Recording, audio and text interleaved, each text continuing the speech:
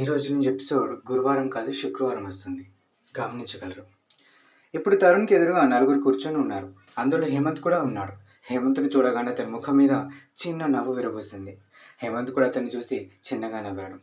Good morning sir అని పలకరించాడు Tarun. Good morning, please take your seat అంటూ చైర్ వైపు చూపించాడు రెడ్ కలర్ టై కట్టుకున్న వ్యక్తి. థ్యాంక్ యూ సార్ అని కూర్చున్నాడు తరుణ్ ఫైల్ని తిరిగిస్తూ.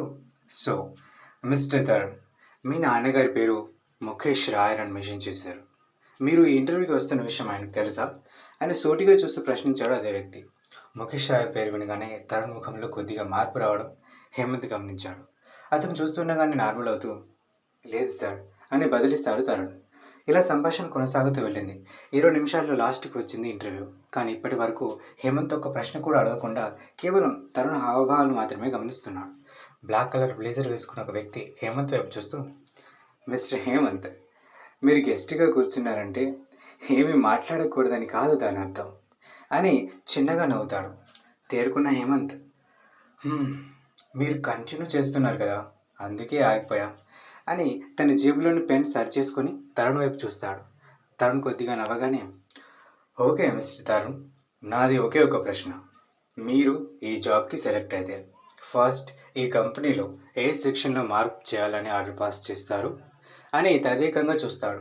తరుణ్ ఒకసారి ఊపిరి పీల్చుకొని, సారీ సార్, ఎందుకంటే నేను ఈ ఇంటర్వ్యూకి వచ్చిన ఈ జాబ్కి ఈ కంపెనీలో చేంజెస్ చేసే పవర్స్ లేదు అని బదిలివ్వగానే, well done, keep it up అని మెచ్చుకుంటాడు. తన పక్కనే ఉన్న మిగిలిన 3 వ్యక్తుల వైపు చూస్తాడు.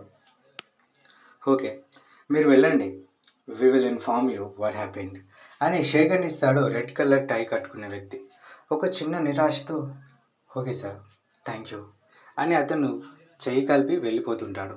డోర్ ఓపెన్ చేసి బయటకు వెళ్తూ మళ్ళీ ఒకసారి హేమంత్ వైపు చూస్తాడు తరుణ్ ఆశగా. కానీ హేమంత్ అతన్ని పట్టించుకోడు. భవానీ కూర్చున్న విధానమే చెప్తుంది ఆమె ఎంత కంగారులో ఉందో. ఆమె పేరుకు మాత్రమే ఫైల్ చూస్తుంది, కానీ ఆమె మనసంతా మాలిక వాళ్ళ గురించి ఆలోచిస్తుంది. వాళ్లకు మంచి చేయాలని కాదు, ఇలా వాళ్ళను దెబ్బ కొట్టాలని. ఇంతలో ఆమె ఫోన్ మోగడంతో ఆలోచన నుండి తేరుకొని స్క్రీన్ వైపు చూసింది.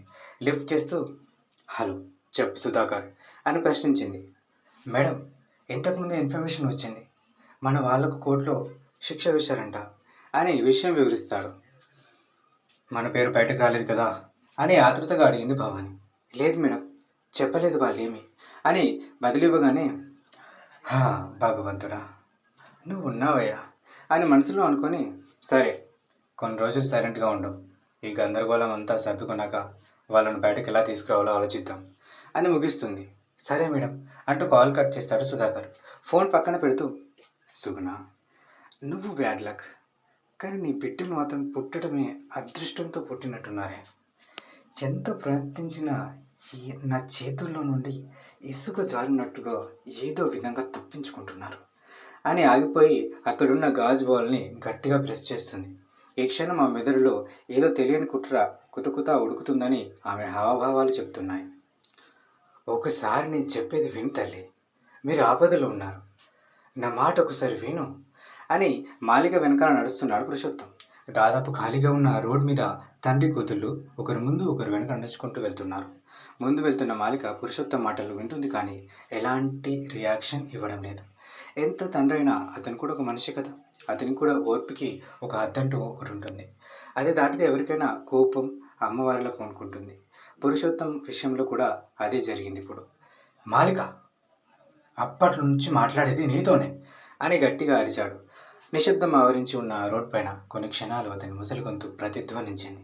వెంటనే వెనక్కి తిరుగుతూ, మాట్లాడేది నాతోనే అని నువ్వు అనుకున్నావు, కానీ ఎవరో పిచ్చోడు పనిలేక వాగుతున్నాడని నేను అనుకుంటున్నా అని అంతే పెద్ద స్వరంతో బదిలిస్తుంది మాలిక. పురుషోత్తం ఆమె దగ్గరికి వచ్చి నిలబడి, నువ్వు నన్ను ఏమనుకున్నా పర్వాలేదు, కానీ నేను చెప్పేది మాత్రం ఒకసారి విను. ఆ భవానీ కోతికాడ నక్కలా కాచుకుని కూర్చుంది. ఛాన్స్ దొరికితే మిమ్మల్ని ఏం చేస్తుందో అని భయంగా ఉంది నాకు. నా మాట అర్థం చేసుకుని నేను చెప్పిన ప్లేస్లోకి వెళ్ళండి ప్లీజ్, మీరు సేఫ్గా ఉంటారు అని బాధగా ఆమె వైపు చూస్తాడు. మాటలు ఆమె మీద అస్సలు ఎలాంటి ప్రభావం చూపడం లేదు. ఎందుకంటే మాలిక ఇప్పటి వరకు ఇలాంటి ముసలి కన్నీళ్ళు కార్చే వాళ్ళని కొన్ని వేల మందిని చూసింది. ఆమె జీతం సంపాదించడంలో వెనుకబడింది కానీ జీవితం సంపాదించడంలో మాత్రం అతనికంటే చాలా ముందుంది. ఎనఫ్! ఎంతసేపు నువ్వు చెప్పింది నేను విన్నాను. ఇప్పుడు నేను చెప్పేది నువ్వు విను. నాలో ప్రాణం మిగిలినంత కాలం మళ్ళీ నీ మాట నమ్మను. నీతో ఎక్కడికి రాను అని ఆగిపోయి, నీ పెళ్ళాం ఏదైనా చేసినా దాని నుండి ఎలా బయటపడాలో మాకు తెలుసు. ఎందుకంటే మేమిప్పుడు మాయ మాటలు నమ్మి పడిపోయే చిన్న పిల్లలం కాదు అని మాలిక అనగానే ఆ రోజు జ్ఞాపకాల్లోకి వెళ్ళిపోతాడు పురుషోత్తం.